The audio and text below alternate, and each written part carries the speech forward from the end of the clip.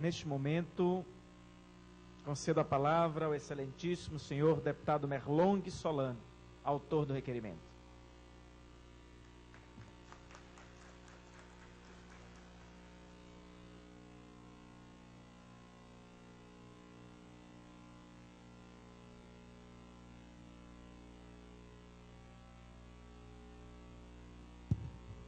Bom dia.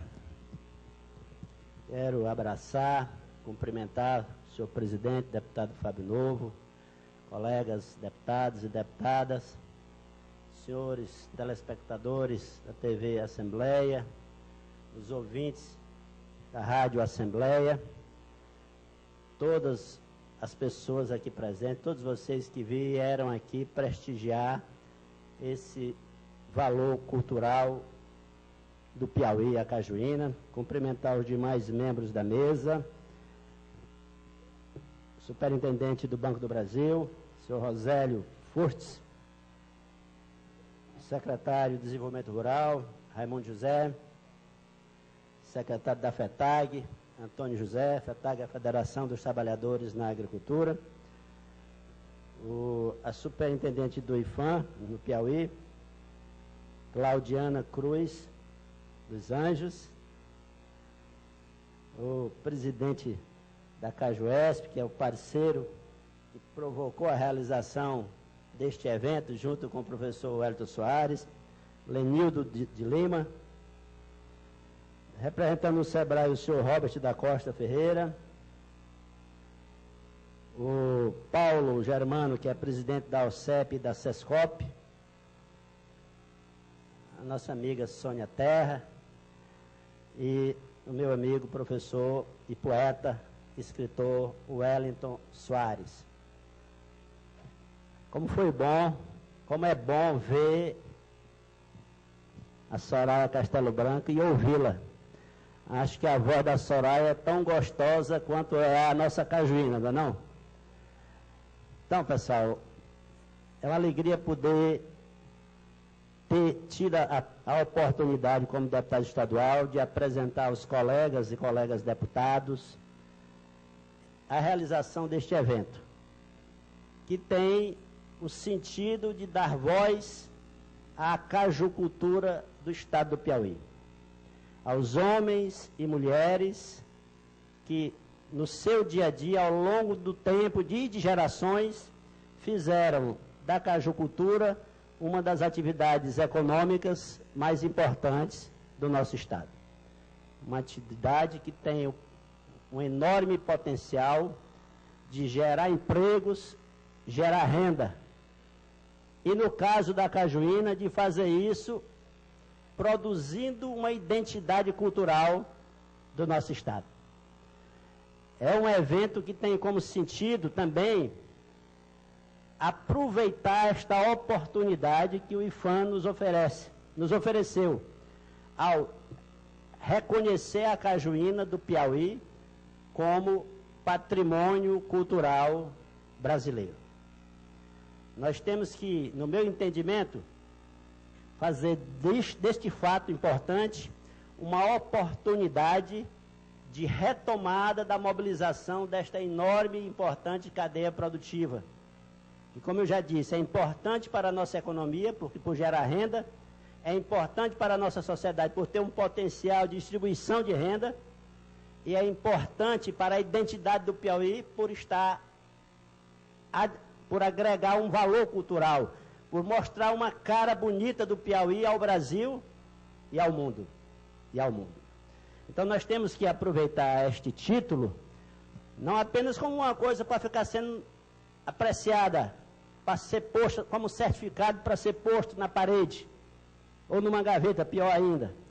Temos que aproveitar esse título como uma oportunidade para a retomada da mobilização desta cadeia produtiva.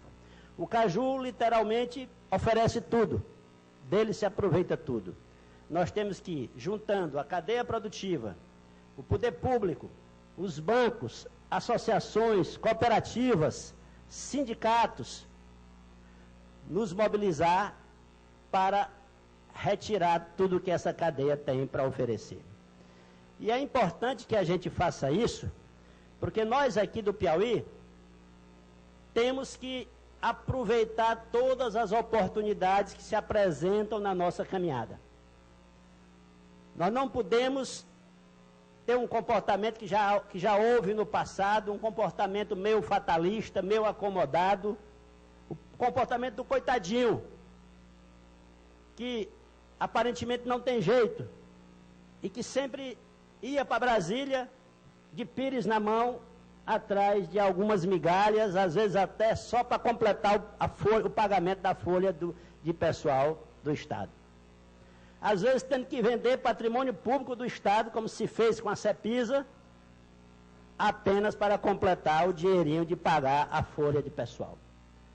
Nós somos um Estado que ficou na periferia econômica do Brasil, dado a forma como o Brasil se desenvolveu ao longo do período colonial e da República, a partir de um centro dinâmico, em que o grosso da atividade econômica e o grosso das ações governamentais estavam concentrados. O eixo Rio-São Paulo, Minas Gerais. Muitos estados da periferia, entre eles o Piauí, foram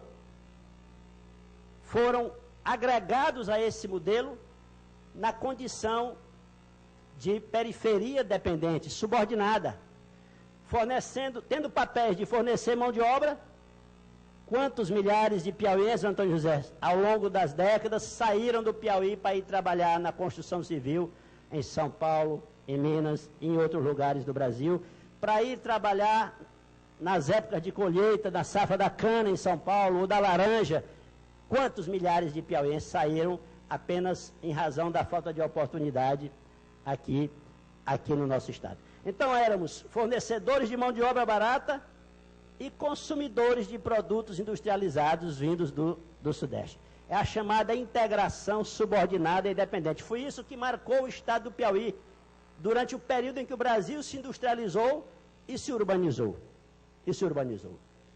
Ali por volta de 1939, no final da década de 30, portanto, foi a época em que o Piauí teve a maior participação no conjunto da riqueza gerada no Brasil. Naquela época, em razão do extrativismo exportador, a borracha, a cera do carnaúba, o coco babaçu, naquela época, primeiras 3 décadas do século XX, o Piauí se integrou ao mercado internacional, exportando esses produtos, e por isso aumentou sua participação na riqueza brasileira, que chegou a cerca de 0,8%, 0,9%. Com o fim desse ciclo, coincidindo com o período da integração nacional através das grandes rodovias, nós nos integramos dessa maneira que eu me referi, de maneira subordinada e dependente, como fornecedores de mão de obra e consumidores de produtos acabados. E aí a nossa participação na renda nacional foi caindo, até ter chegado por volta de 2002 a 0,4% do PIB nacional, a participação do Piauí. O que significa isso? Que em 2002, 2003, por ali assim, de cada R$100 gerados no Piauí, no Brasil, apenas 45 centavos eram produzidos no estado do Piauí. De cada R$100 produzidos no Brasil em 2002, 2003, apenas 45 centavos eram produzidos pela economia piauiense. Mas a nossa participação na população não era só de 0,5%, não era só de 0,4%. Era de 1,7%, como ainda está nessa casa de 1,7%. Em razão disso, esse descompasso terrível, esse desequilíbrio estrutural, uma grande participação na população, uma pequena participação na economia. Quando você faz as contas, encontra pouca riqueza dentro do Piauí para distribuir pelos piauienses, deputado Fábio Novo. Por isso a nossa renda por pessoa, a nossa renda per capita, por volta de 2002, correspondia a apenas 30% da renda per capita nacional. Então há um problema grave. Nós temos que atender 1,7% da população com 0,5% aproximadamente da riqueza nacional. Então, menos riqueza para distribuir para as pessoas. Eu estou fazendo essa digressão para dizer o seguinte: temos que aproveitar todas as oportunidades. E de 2003 para cá, surgiram fatos importantes que fizeram a economia do Piauí crescer além da economia nacional, num ritmo mais intenso do que a economia nacional. E eu trouxe aqui alguns dados. 2005, o PIB do Piauí, o Produto Interno Bruto do Piauí, cresceu 4,5%. O nacional, 3,2%. Em 2006, o do Piauí cresceu 6,1%. O nacional, 4%. Em 2007, houve uma queda no ritmo de crescimento do PIB do Piauí, crescemos apenas 2%. O nacional cresceu mais, cresceu 6%. Em 2008, o nosso PIB foi o que mais cresceu no Brasil, 8,8%, o do Brasil 5,2%. E em 2009, o último ano do governo Wellington Dias, nosso PIB cresceu 6,2% e o brasileiro não cresceu. Foi o ano em que a crise internacional repercutiu com mais força sobre a economia brasileira. Em razão disto, desse crescimento mais rápido do Brasil nos últimos 10 anos, melhorou um pouco a nossa participação no produto nacional. Saímos daquele 0,45% da riqueza nacional para aproximadamente 0,6%. Mas o desafio, senhor superintendente, o desafio é chegar em 1,7%. E isso não é pouca coisa. Chegar em 1,7% significa produzir 3 vezes mais tudo que a gente produz no estado do Piauí. Óbvio que uma tarefa dessa não é viável no curto prazo. Por quê? O Brasil está crescendo, felizmente o Brasil está crescendo. O Brasil está crescendo, então um corredor que ficou atrás ao longo das décadas na corrida, para acompanhar o Brasil, não pode pedir que o Brasil pare. O Brasil não pode parar. O Brasil está crescendo e tem que continuar crescendo. Então, esse corredor que ficou atrás nas últimas décadas, tem que acelerar o passo. Tem que andar mais rápido do que o Brasil, durante muitos anos, para poder acompanhar o Brasil. Vejam só a discrepância. Em 2008, enquanto a renda per capita do Piauí era R$ 5.372, a do Brasil era R$ 15.989. Quer dizer, quando pegava a riqueza do Brasil, que foi produzida em 2008, e dividia por todos os brasileiros, dava quase R$ 16.000 para cada pessoa. Naquele mesmo momento, quando pegava a riqueza produzida no Piauí e dividia pelos piauienses, só dava R$ 5.372 por piauiense. Então, isso é o que a gente chama de um desequilíbrio histórico, estrutural, que precisa ser enfrentado. E a maneira de enfrentar é fazer o que está se fazendo. Houve uma ação mais forte do poder público, através da recuperação da infraestrutura, através de um pesado investimento na área social, através de políticas que repercutem positivamente no Piauí, como a política das transferências de renda, como a política de aumentar o salário mínimo além da inflação todo ano, o que aumenta o poder de consumo das pessoas mais pobres e, de imediato, incide no movimento do comércio de todas as cidades do Piauí. A universalização da Previdência Social foi outro fator importante para nós aqui do Piauí. A expansão dos serviços públicos. Eu não canso de citar, por exemplo, o IFP, que só tinha 2 unidades no Piauí em 2002, hoje tem 17 unidades no Piauí. Eu não canso de citar os bancos públicos, senhor superintendente, que multiplicaram, em alguns casos, até 15 vezes os recursos investidos no estado do Piauí. Banco do Brasil, Caixa Econômica Federal, Banco do Nordeste. Mas esse crescimento não pode continuar dependendo apenas da ação do setor público. É preciso, daqui para frente, uma ação mais forte na área da economia propriamente dita. Para que, da conjunção entre as ações do poder público e a capacidade de iniciativa dos empreendedores de pequeno, médio e grande porte, o Piauí possa acelerar ainda mais o seu crescimento, de modo a chegar nesses R$18.000 por pessoa, que já é a renda per capita do Brasil, e não em R$6.000, R$7.000, que é a renda per capita do estado do Piauí. E aí, o Caju é parte dessa caminhada. Porque não se trata de crescer de qualquer jeito.